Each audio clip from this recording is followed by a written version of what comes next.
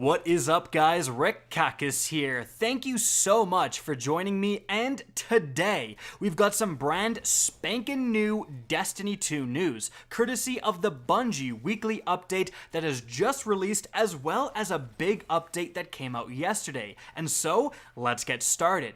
Now, first things first, as for yesterday's update, well, Bungie detailed how they're completely overhauling Eververse, the microtransaction store within the game. And this is a big deal. Bungie and Activision just split up. Bungie just became independent, like basically less than a month ago. And there was a lot of questions floating around as to what would happen with Eververse. Who was its idea to put in microtransactions into a paid game with paid expansions in the first place? Did the microtransactions need to be as aggressive as they were? Will microtransactions get worse now that Activision is gone because Bungie needs to finance their own independence? These were some of the questions being asked. But guess what? Looks like Bungie got out of a toxic relationship because Activision does not look good in this scenario. Let's go over how Eververse is changing. So, right now, what you do is play the game. Once you're max level, you're going to get engrams that are going to contain cosmetics in Eververse. Now, sometimes there's paid-only cosmetics, but that's beside the point. Now, you can get bright dust, which is a currency that you can use to spend on specifically Eververse items from dismantling your Eververse items. So you earn these engrams, you get these cosmetic items that you can also get in Eververse for direct purchasing, and then when you dismantle them, you get bright dust, and that's kind of your currency, your free-to-play currency to buy certain things. That whole system is changing. So, no longer will you get bright dust for dismantling cosmetic Eververse items starting on September 17th. Instead, you'll just get legendary shards and glimmer. Now, that kind of sounds worse, right? But here's the catch. It means that when you're pulling things out of your collection that you've already earned at one point, it's no longer gonna cost bright dust. It's just gonna cost legendary shards and glimmer, which are really easy to earn free-to-play currencies. So that means you want to dismantle basically everything that's from Eververse right now that you're not using currently, stock up on a ton of bright dust, because those items that you dismantle, they're still going to be in your collection because you've earned them, and you're going to have a huge bank load of bright dust to spend once September 17th hits and the Shadowkeep expansion comes out. So you may be wondering, okay, you don't get bright dust anymore from dismantling Eververse items, how do you get bright dust? Well, here's the best part, and I'm going to quote Bungie here. This fall, we're changing bright dust from a pay and or play to earn currency to a play to earn reward. We're adding bright dust as a reward for completing Vanguard, Crucible, and Gambit bounties. We want all players to earn dust for playing, not spending money, and destroying a bunch of items in their inventory. After you complete all of your bounties for the week, there will be an additional avenue to keep grinding out bright dust.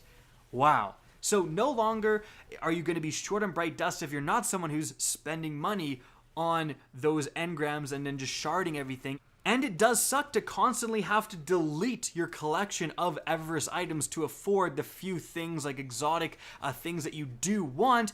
That's no longer the case. Just playing the game normally, doing bounties, is going to get you bright dust starting September 17th.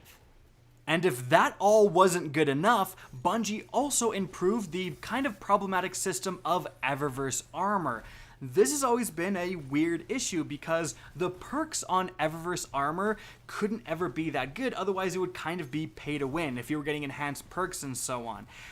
But now, with September 17th, yet again, they're introducing Eververse armor as just ornaments. Here's a screenshot here of kind of what it's going to look like. There's going to be transmogrification coming to the game, so you can get a piece of armor with a very good roll and change its appearance to anything you've earned. So you no longer have to wear hideous armor just because it has the best perk rolls. You can now customize your Guardian so much better, and again, this totally solves the Eververse armor problem. So, in total, they're putting more of an emphasis on playing to earn bright dust rather than paying. They're making it so that you don't have to cannibalize your items that you earn, and you don't have to lower your bright dust reserves every time you draw from the collection, and they're solving the Eververse armor problem. The microtransactions in Destiny have gotten way better as soon as Activision leaves. So far, the tally after Activision leaves and Bungie goes independent, we finally get cross-save. The game is going free to play, a big chunk of it, in September, and the microtransactions have been made less egregious. Not more, less. That's insane. And frankly, this is extremely embarrassing for Activision. I mean, look at Call of Duty right now. Look at Black Ops 4. That game is cannibalizing itself. Currently, they used to have a system where you could grind new weapons via a free battle pass, essentially, that would just count playtime. They put the new weapons in the most recent expansion into loot boxes. And this has caused the player base to be outraged, and it is such a juxtaposition between what Bungie is doing free from Activision and what Black Ops and Treyarch is doing with Activision, and it's just clear as day what's going on here. Absolutely crazy stuff in the gaming industry because it looks bad. But in any event, moving on from there, we have some brand new information coming from the TWAB about, firstly, what's going on with Menagerie Heroic Mode coming next week. So, here are the different changes. The increase in power difficulty, it starts at 750 now and increases to 770. And that ramp up in level mechanic is in the Menagerie right now. If you go in, enemies start at around 700-ish, and if you climb towards that perfect score, by the end they're going to be around 740. So now they start at max 750 and go up to 770. That is a 20 light deficit. That's huge. To give you guys a perspective, when the Crown of Sorrow raid released, the special 24-hour modifier made it so that you were 15 levels behind the enemy combatants constantly. And I'm sure you guys know, my team was the only team on console in the world to beat it with that modifier. So that shows you just how difficult it can be with that deficit. And this is a greater deficit, so yeah, it's a big deal. Next up, we have something that I'm sure a lot of people aren't going to be thrilled about. Matchmaking is disabled. You must form a fire team to enter. Matchmaking was one of the best parts about the Menagerie, but now it's going to be treated much more similarly to a raid. However, with the drastic increase in difficulty, I can see why they did this, and normal Menagerie is still going to be super relevant. The weapons that are dropping there are still very, very powerful. After that, weekly curated gameplay modifiers rotating per boss. This is another big one. Right now, we have daily kind of randomized modifiers. One day you do it, it's going to be Blackout active. The next day, it's going to be Heavyweight. One of those days is substantially easier. This one, Bungie is going to be specifically picking the modifiers, and again, it's going to rotate weekly per boss, so you have more of a chance to evolve your strategy and get used to the modifiers. It's not going to be different from day to day, and you're not going to have days that are much easier than other days. After that, unlike normal mode, Guardians can hit a failure state in two different ways. Firstly, Extinguish is active. If your entire team wipes, Callus will send you to orbit. That's insane. That's old school Destiny 1 Nightfall insane, and that's a big deal. Now, will they have the same revive timer as they do right now? If that's the case, you can generally avoid Extinguish, but if they extend it to like 30 seconds before you revive, this could be extremely punishing. Moving on from there, however, encounters never repeat. If you fail to reach 100% progress towards the boss after completing each encounter once, you will be returned to orbit. So basically, how it works right now is that if you get a perfect score twice in a row in 2 encounters, you'll go straight for the boss. But if you get just a tiny bit of score, you'll go to the next encounter, get a tiny bit more, the next encounter, and it'll keep going pretty much indefinitely. So having better teammates means that you just do that activity quicker. There's basically almost no way to fail the Menagerie right now. But now, if you don't get enough, if you don't get 1/6 of the total points in each different encounter, you'll also just straight up fail. So if you're going to that 7th encounter, it just won't exist, you'll go back to orbit.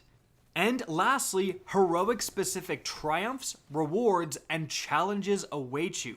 Specifically, if you go into your collections tab right now and look at the catalysts, it shows that the Izanagi's Burden exotic snipe rifle does have a brand new exotic catalyst that is acquired in Menagerie heroic mode. So that, I'm sure, other rewards as well, and that's a pretty juicy target to go after. Exotic catalysts are actually pretty powerful for the most part. And Bungie ends this announcement with, though we'll be watching, this won't be a race. We're excited to see how players customize their experience with various challenges to show off their skill. Can you defeat that heroic mode with fewer than 6 players? Maybe with a specific loadout? Only time will tell. And that fewer than 6 players, I think, is a hint because there is a secret triumph right now if you do the heroic mode with 3 players, I believe, so that seems like it's going to be pretty difficult. Now, Bungie did also have a bunch of FAQs about the collector's edition, as well as, when stuff would arrive, how cross-save works, and that stuff, we have actually gone over that in a previous video. Like, do you need to repurchase Forsaken and stuff for cross-save? Is there going to be merging of triumphs? Will Stadia feature crossplay? We've gone over those questions, and I will have that video linked up above if you want to check that out. So that's pretty much it for the news of today. One last thing, guys, if you're still around, definitely go and check the Guardian Con stream on Twitch right now. As I'm recording, Bungie is live right now, but there's going to be content creators like 24/7. It's always going to be on. It's for a great cause, for St. Jude's Hospital and the Guardian Con event, which I will be going. If you guys are there, definitely come and say hi. If anyone's wearing merch, I'll absolutely go out of my way to say hello. But yeah, check out that stream. Donate what you got. It is a fantastic cause. Guys, that's it for the video. I hope you enjoyed, found this informative, and if you did, please remember to help me out by simply rating and especially sharing this video. If you guys want to see more Destiny 2 content similar to this, don't be afraid to slap that subscribe button. If you guys want to get in touch with me and keep up to date with the latest channel activity, the best way is to follow me on Twitter at RickKakis. That's linked in the description down below. Again, I hope you enjoyed the video, and as always, have a good day.